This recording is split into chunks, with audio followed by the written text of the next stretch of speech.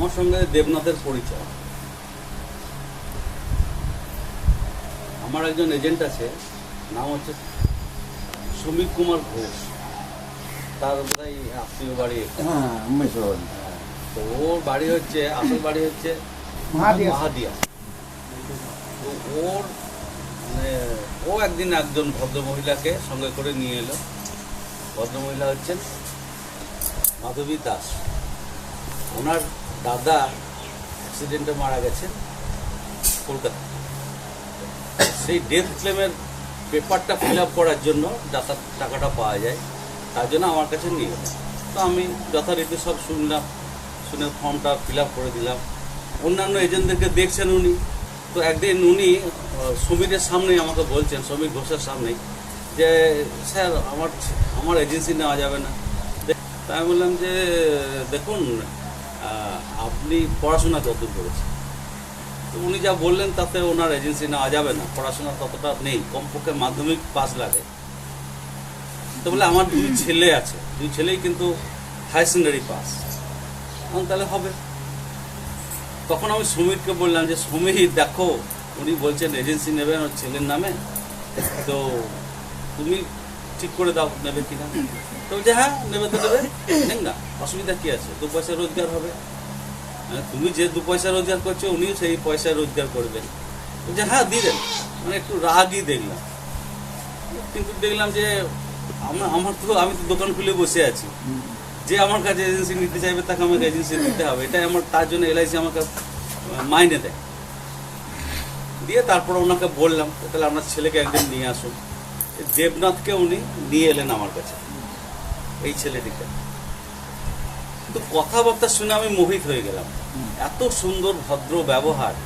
তারপর একদিন ট্রেনিং নিতে এলো, তারপর ওর সঙ্গে কথা বলতে বলতে ওকে এতই ভালোবেসে ফেললাম যে আমি নিজে থেকে ওকে জড়িয়ে ধরলাম। আমি কিন্তু খুব বেশি লোককে জড়িয়ে ধরি না, কিন্তু ওকে আমি জড়িয়ে ধরেছিলাম, এত ভালো লেগেছিলাম, আমার ছেলের মতন ভেবেছিলাম। প্রথমবারই পরীক্ষায় পাস করে গেল। স্যার বলছেন যে আপনি ওখানে বলবেন একটা কথা, যে এই রকম ছেলে, এরকম এজেন্ট আমি খুব কমই দেখেছি। ওকে আমি বলেছিলাম যে তুমি প্রথম দিনই কিন্তু 6টা পলিসি নিয়ে এসো। তো ও আমাকে বলেছিল আমি 9টা পলিসি দেবো, এবং 9টাই পলিসি প্রথম দিনে দিয়ে এজেন্সি নিয়েছি। এই কথাটা সবাইকে বলবে। তো এত জেদি একটা ছেলে এবং খুব সুপার চিন্তা ভাবনা করার একটা ছেলে। এই যে রাহুল যেটা বললো যে আমার ও ভাই, কিন্তু চিন্তা ভাবনাতে আমার দাদা ছিল, এবং ও সত্যি করে খুব চিন্তা ভাবনা, যে বাড়ি সব কিছুর পিছনে ওর ভালো অবদান আছে। তো তারপরে এজেন্সি করতে লাগলো, আসা যাওয়া করতে করতে তারপরে একদিন মাধবী আমাকে বললো যে স্যার ওকে একটু বাইরে পাঠাবো। তা আমি পারবো? আমি যে তোমাকে আমি শিখিয়ে নেবো, তোমার যথেষ্ট বুদ্ধি আছে, তুমি পারবে। তো ও ট্রেনিংয়ে যেতে লাগলো, এবং ট্রেনিং যেতে যেতে দেখা গেল আমার যে শিক্ষিত এজেন্টরা আছে তাদের মতনই কিন্তু ট্রেনিং নিতে শুরু করলো, এবং ভালো কাজ করতে শুরু করলো, এবং ভালো কাজ করছেও। তারপরে প্রথমে ও হায়দ্রাবাদে গেল, তাই তো, হায়দ্রাবাদে গিয়েছিল। ওখান থেকে এলো, আসার পরে বিয়ে করলো, জিয়াগঞ্জে বিয়ে হলো। বিয়ে হওয়ার পরে ও এলো, মাস দিনের থেকে আবার চলে গেল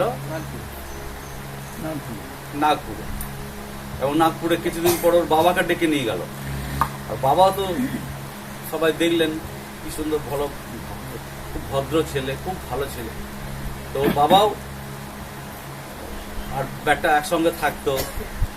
তো ওর ছেলের প্রচণ্ড সারাদিন পরিশ্রম করত, এবং ওর বাবার নাম হচ্ছে বাবু, ডাক নাম। বাবু রাত্রিবেলায় ওর পা টিপে দিত, তেল দিয়ে দিত। এত ওদের মধ্যে মিলমিশ ছিল আর কি, বাবার সঙ্গে বন্ধুর মতন মিশতো আর কি।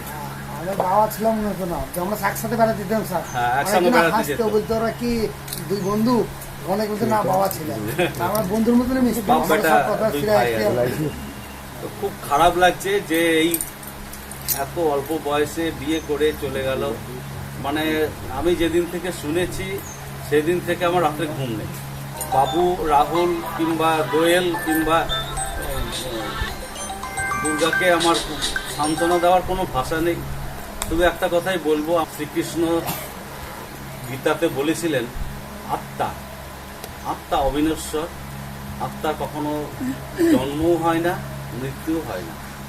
তো দেবনাথের আত্মা হয়তো এই মুহূর্তে আশেপাশে আমাদের কাছেই আছে। সনাতন ধর্ম অনুসারে আত্মা কিন্তু এই মুহূর্তে আছে, অন্তত শ্রাদ্ধ না হওয়া পর্যন্ত আশেপাশেই আছে এবং আমাদেরকে সে সব কিছু পর্যবেক্ষণ করছে। আমি বলবো যে এটাই ভাবতে হবে আমাদেরকে যে তার আত্মা ভালো জায়গাতেই আছে। অনেকে বলে না যে তার আত্মা শান্তি লাভ করুক। আত্মা কখনো শান্তি লাভ করে না, আত্মা কখনো অশান্তিতেও থাকে না। আত্মার কোনো মৃত্যু নেই, জন্ম নেই, তার কখনো যে আগুনে পড়ে না, খাঁড়াতে কাটে না, তার কোনো রকম অসুবিধা হয় না। সেই আত্মা একই রকম থাকে। আমরা ওই আত্মাই হয়তো অন্য কোনো কারোর শরীরে কিছুদিনের মধ্যে প্রবেশ করবে। শ্রাদ্ধ হওয়ার 2-10 দিনের মধ্যে সে হয়তো অন্য কোনো আত্মার শরীরে প্রবেশ করবে, হয়তো হতে পারে কোনো মহাত্মার বলেই যাবে।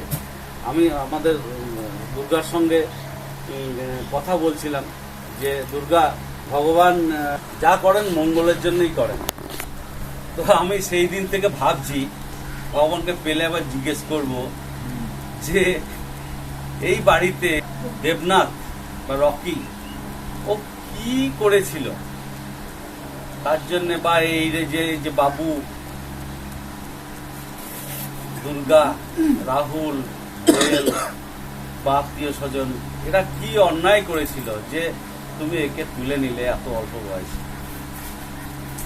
আমি তো কোনো কারণ খুঁজে পাচ্ছি না। আমি সবাইকে জিজ্ঞাসা করছি কি কারণ থাকতে পারে, কি ভালো কিছু হতে পারে। তো সবচেয়ে ভালো আমাকে জবাব দিল ওই মাধবী, বললো হয়তো এর থেকেও খারাপ কিছু হতে পারত। তো আমি সত্যি করে মাধবীকে প্রণাম জানাচ্ছি, নমস্কার জানাচ্ছি যে এত বড় কষ্টটাকে সহ্য করে নিয়েছে। আমি ওর জন্য খুব চিন্তা করছিলাম যে ও কি করবে। তো যাই হোক, সহ্য করতেই হবে। আমাদের জীবনযাত্রা যেমনকার তেমনি আবার চলবে, আবার সূর্য উঠবে, সূর্য অস্ত যাবে, বর্ষা চলছে, বারবার শীত আসবে, আবার গ্রীষ্ম আসবে। আজকে ষষ্ঠীর দিন, সকাল থেকে চারিদিকে মাইকে বিভিন্ন মন্ত্র উচ্চারণ হচ্ছে, আর আমরা সবাই প্রস্তুতি নিচ্ছি যে 4টের সময় একজন আমার প্রিয় এজেন্টের স্মরণ সভায় যাব। আমরা প্রস্তুতি নিচ্ছি।